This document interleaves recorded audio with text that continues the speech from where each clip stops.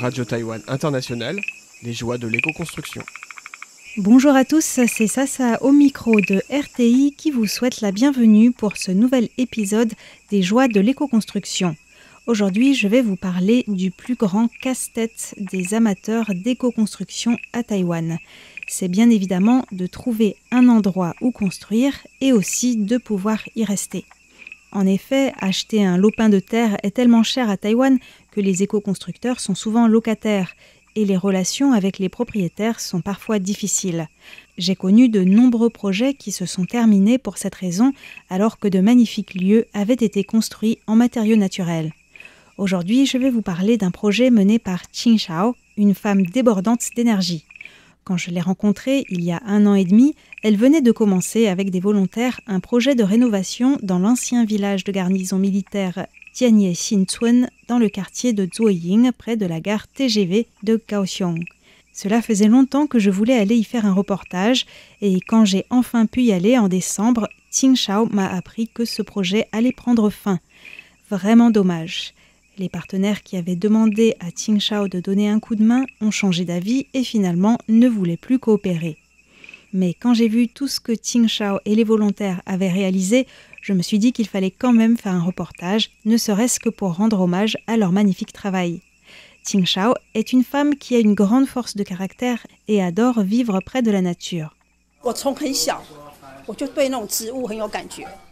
Depuis toute petite, j'étais intéressée par les plantes. Je les étudiais, je plantais des graines ou je faisais des boutures. J'ai fait des études de paysagiste et à l'université, je faisais partie d'un groupe d'étudiants et de professeurs qui s'intéressaient à l'écologie du parc national de Yushan. C'est à partir de ce moment-là que j'ai commencé à me poser des questions. Par exemple, nous avons pu constater les dégâts causés par la construction d'une route qui permet d'éviter de gravir une partie de la montagne à pied. Les chercheurs nous ont montré des photos prises avant et après la construction de cette route. Je me suis rendu compte que c'était comme si l'on avait fait une incision dans la peau de la montagne. Pour construire cette route, la terre excavée a été entassée sur les côtés, ce qui a étouffé les plantes qui poussaient avant. Cela a causé des glissements de terrain. Le pire, c'est qu'une fois que l'on a dégradé ainsi l'environnement, on ne peut plus revenir en arrière. Avant, je pensais qu'il fallait absolument construire plein de routes, que c'était le progrès. Mais je me suis rendu compte que notre vie est intimement liée à l'écologie et que ce que l'on appelle progrès peut aussi avoir des conséquences difficiles à porter pour la société. Lorsqu'elle a eu des enfants, Qing Shao et son mari les ont élevés eux-mêmes en dehors du système scolaire. À l'époque, il y a plus de 20 ans, c'était l'une des premières familles à faire l'instruction en famille dans la région de Kaohsiung.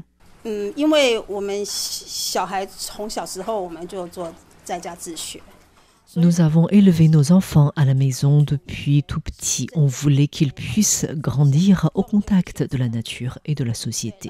Nous avons appris ensemble l'agroécologie et dans notre vie, nous utilisons ce que nous plantons. Pour la nature, mais aussi les vêtements. Nous plantons de l'indigotier et teignons nous-mêmes les tissus. Les teintures chimiques polluent et ce n'est pas bon pour la santé, contrairement à utiliser des plantes pour teindre soi-même ses vêtements. En plus, après la teinture, on peut arroser les plantes avec cette eau. Cela ne leur fait pas de mal. Nous voulons vivre bien et que notre mode de vie soit aussi bon pour la terre et pour tout le monde.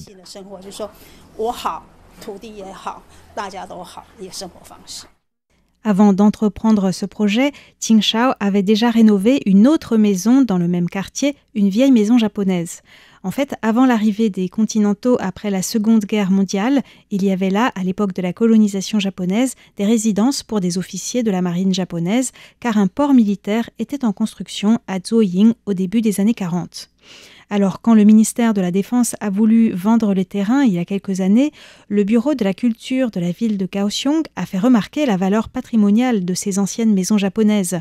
Mais n'ayant pas assez de moyens ni de personnel pour les rénover, la mairie a mis en place un programme appelé Iju Daihu, C'est-à-dire que les gens pouvaient alors postuler pour venir loger quasiment gratuitement dans ces anciennes maisons et en contrepartie, ils devaient eux-mêmes se charger de la rénovation et de la maintenance. Qingshao avait tenté l'aventure. Pendant 5 ans, nous avons rénové une ancienne maison japonaise. Selon la loi, il fallait utiliser les mêmes matériaux. Par exemple, là où il y avait du bois, il fallait utiliser du bois. Là où il y avait des tatamis, il fallait utiliser des tatamis. Ce projet, nous l'avions écrit avec nos enfants, nous avions rénové avec eux et nous avions vécu tous ensemble dans cette maison. Nous fabriquions aussi nous-mêmes du tofu fermenté et du miso pour faire de la soupe miso comme au Japon. Nous faisions nos propres savons, etc. Mais la loi n'autorisait pas à vendre ce que nous fabriquions. Nous avions le droit d'y vivre en contrepartie de se charger de la rénovation. On écoute Yuzhi, la fille de Qingshao, qui est actuellement étudiante en musique.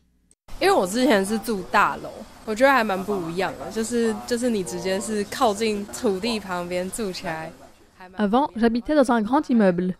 Quand on a déménagé dans la maison japonaise, c'était vraiment différent. On habitait près de la terre et on plantait plein de plantes comestibles. Si je voulais une boisson, j'allais cueillir de la menthe ou d'autres herbes dans le jardin. C'était à la fois bon et beau. Ici, c'est différent. Il a fallu rénover beaucoup plus de choses, construire un four, faire un sol en terre, etc. J'aime bien travailler avec les matériaux naturels comme la terre, ça donne de l'énergie. Alors que le projet de rénovation de la maison japonaise touchait à sa fin après 5 ans, les voisins de Qingshao se sont lancés dans un nouveau projet de rénovation dans le même quartier pour faire une librairie indépendante. Et entre-temps, le programme de la mairie avait été un peu modifié. Désormais, la mairie encourage les projets commerciaux. Comme les voisins de Qingshao n'arrivaient pas à s'occuper de tout le bâtiment qu'ils devaient rénover, ils ont fait appel à elle pour en rénover une partie. Pleine d'enthousiasme, Qingshao a répondu oui à ce partenariat et en quelques mois, elle a trouvé des volontaires et elle s'est formée à différentes techniques de construction en bambou et de murs en terre. Pourquoi a-t-elle opté pour les matériaux naturels ? Eh bien, ça allait de soi pour Qingshao. Non seulement cela ne pollue pas, ce n'est pas trop difficile de construire avec, et en plus, cela permet de réguler la température et l'humidité à l'intérieur, c'est donc beaucoup plus agréable. Qingshao s'est procuré de la chaux à base de coquilles d'huîtres et a commencé dès octobre 2023 le processus qui consiste à la mélanger à de l'eau, puis à la remuer régulièrement pendant plusieurs mois afin qu'elle soit prête pour enduire les murs. Qingshao avait appris avec Emma et le maître artisan Liao Zhide, dont j'ai déjà parlé dans cette émission, comment préparer la chaux de manière traditionnelle. Cela prend beaucoup de temps, mais dans l'état d'esprit de Qingshao, c'était crucial.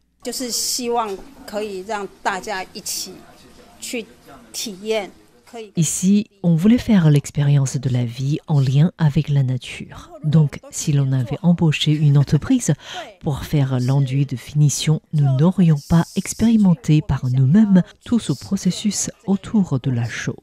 De nos jours, nous nous sommes trop éloignés de la nature. On pense qu'on n'a pas besoin de faire les choses soi-même ou que l'on ne sait pas le faire. Là, on avait l'occasion d'apprendre et de réaliser quelque chose par nous-mêmes, de connaître ce processus d'utilisation de la chaux qui est vertueux pour l'environnement. C'est ce que nous voulions faire ici, justement. En seulement un peu plus d'1 an, grâce à l'entraide, ils ont nettoyé les lieux, refait le système électrique, construit un mur en terre à l'intérieur, fait un sol en terre, construit un four en terre et une cuisinière au feu de bois et enduit le tout à la chaux. Qingshao, qui a la main verte, très très verte, a aussi planté des légumes et des arbres, notamment des indigotiers. Et elle a organisé plusieurs ateliers de teinture naturelle. Du début à la fin, ici, j'ai plein de bons souvenirs. Tous ces arbres, c'est nous qui les avons plantés. Nos feuilles de patates douces poussent très bien et elles sont excellentes. Les gens trouvent que c'est incroyable qu'elles soient aussi grandes sans aucun apport chimique. On leur dit « mais oui, c'est possible ». Par exemple, quand nous vivions dans l'ancienne maison japonaise, j'ai planté du raisin. La première année, il a donné 2 grappes, la deuxième année, 200 grappes. Et la troisième année, devine combien ? 400 grappes. Juste en l'arrosant et en lui parlant.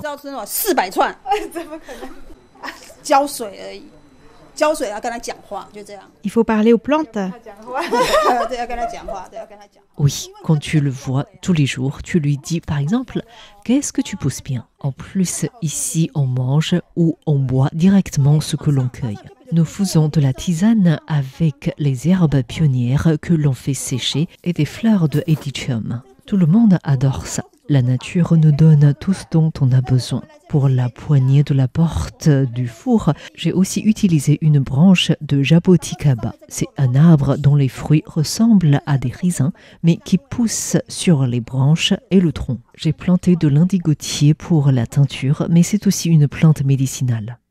Sur place, j'ai rencontré Zhen Jie, un jeune lycéen d'une école alternative Waldorf. Il a fait un stage en aidant Qingshao et les volontaires pour la rénovation. Ce qui l'intéresse particulièrement, c'est le pouvoir de soigner qu'à la nature. Que ce soit construire avec des matériaux naturels ou se promener dans un jardin en fleurs, la nature nous donne de l'énergie et du bonheur. C'est cette voie qu'il souhaite explorer en se dirigeant vers la thérapie forestière. Soussou, quant à elle, est une autre volontaire qui a participé depuis le début, alors qu'au départ, elle n'y connaissait absolument rien. Il y a eu beaucoup de cours sur la chaux, sur les murs en terre, sur la manière d'utiliser une perceuse. En fait, c'était bien plus que de l'entraide. J'ai beaucoup appris et fait de nouvelles rencontres.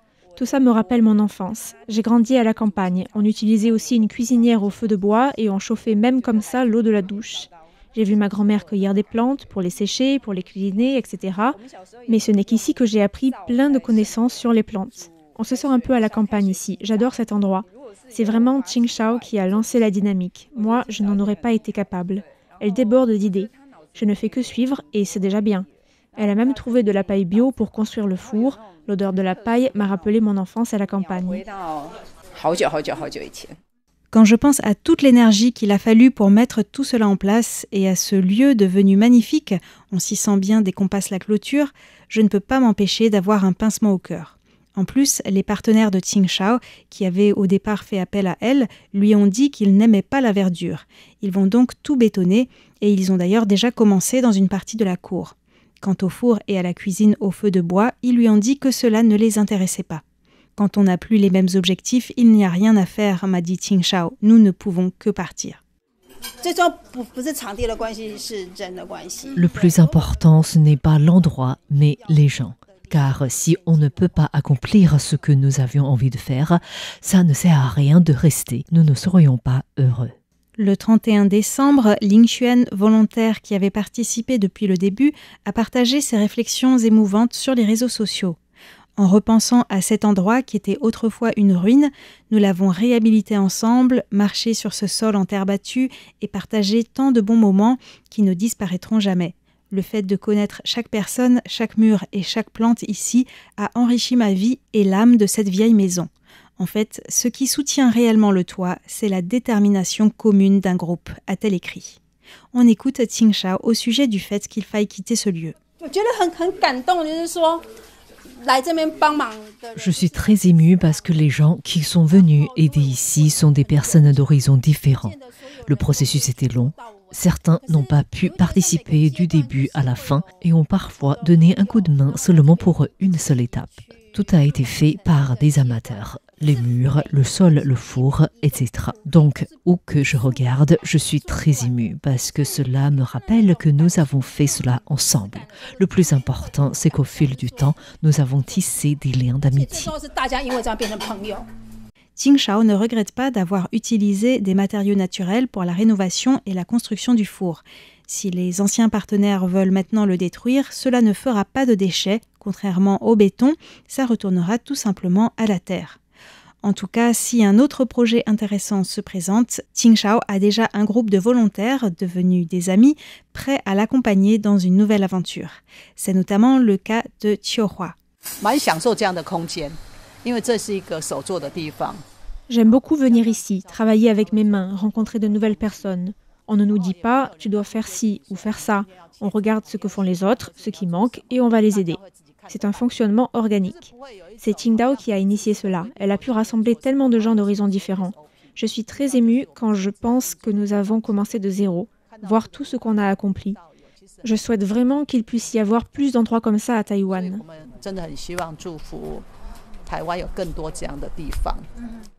Si chaque quartier avait un endroit où les habitants pouvaient construire un four en terre et discuter autour de bons petits plats qu'ils ont cuisinés, ou encore faire de la teinture à l'indigo ou d'autres activités en lien avec la nature, en particulier au cœur des villes, comme c'est le cas ici à Kaohsiung, ce serait vraiment convivial.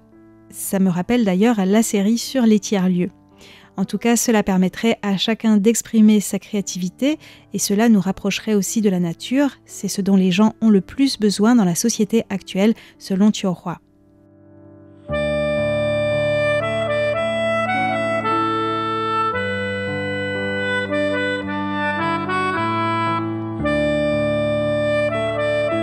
Cette histoire, comme tant d'autres, me fait penser aux enseignements du bouddhisme qui parlent d'impermanence et de l'attachement qui engendre la souffrance.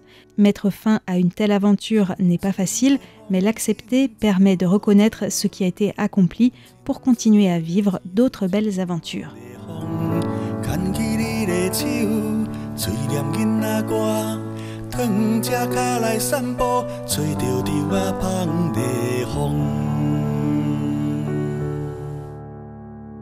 礼拜三礼拜是囡仔的天空，做伙来佚佗，空闲之苦。